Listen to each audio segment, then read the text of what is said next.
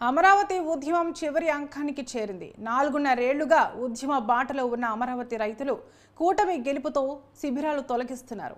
రాజధాని కోసం అన్నదాతలు భూములు ఇచ్చిన విషయం తెలిసిందే.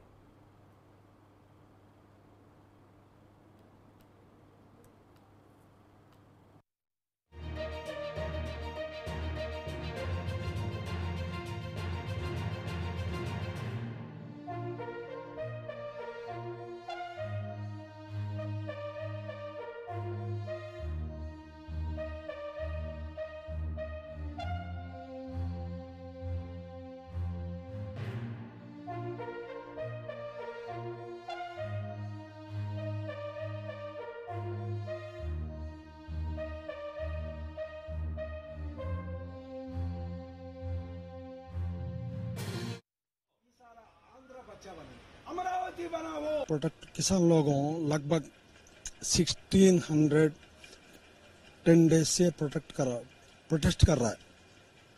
उनका डिमांड बहुत न्याय संबंधित है।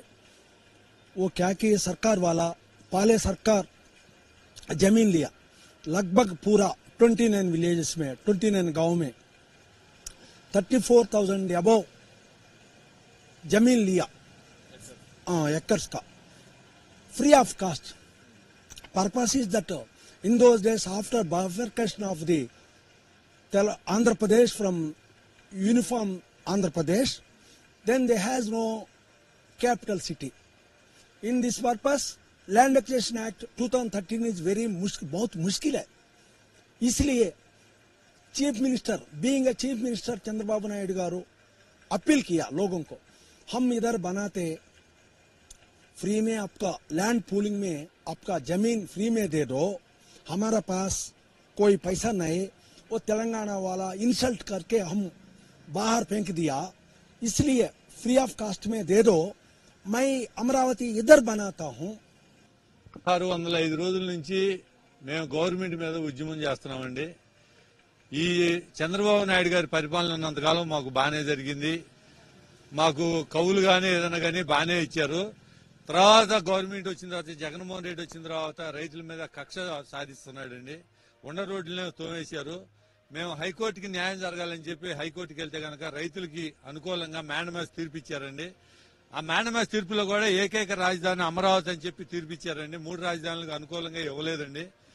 ఇప్పుడు సుప్రీంకోర్టులో పెండింగ్ ఉందండి। మేము వేరే కోరికలో గొంతెం కోరికలు ఏం కోరలేదండి।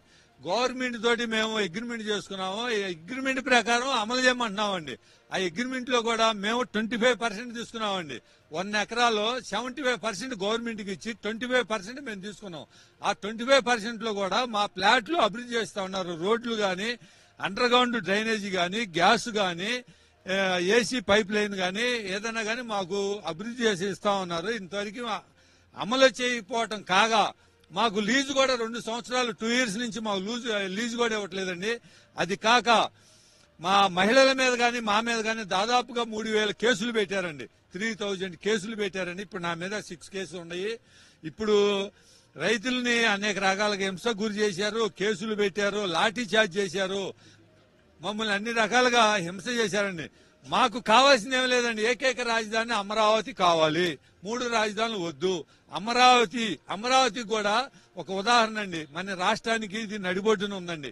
వాటర్ ఫెసిలిటీ ఉన్నాయి, పక్కన నేషనల్ హైవే ఉంది, ఎయిర్పోర్ట్ ఉంది, పక్కన సముద్రంగా షిప్ యార్డ్ ఉంది, అనేక రకాలుగా హంగులుగా ఉన్నాయండి। ఇప్పుడు చెన్నై గాని, బెంగళూరు గాని, హైదరాబాద్ గాని చూసుకుంటే వాటర్ టైట్ అండి। మాకు పుష్కలంగా వాటర్ ఉందండి। ఇక్కడ అన్ని రకాల సదుపాయాలు ఉన్నాయి కాబట్టి ఇక్కడ అమరావతి అభివృద్ధి చెందిద్ది। మేము ఇచ్చిన భూముల్లో 10,000 ఎకరాలు మిగులుందండి। ఆ 10,000 ఎకరాల్లో 2 లక్షల కోట్ల రూపాయల ఆదాయం వస్తుంది। ఆ ఆదాయంతో మన ఆంధ్రప్రదేశ్ మొత్తం అభివృద్ధి చెందిద్ది।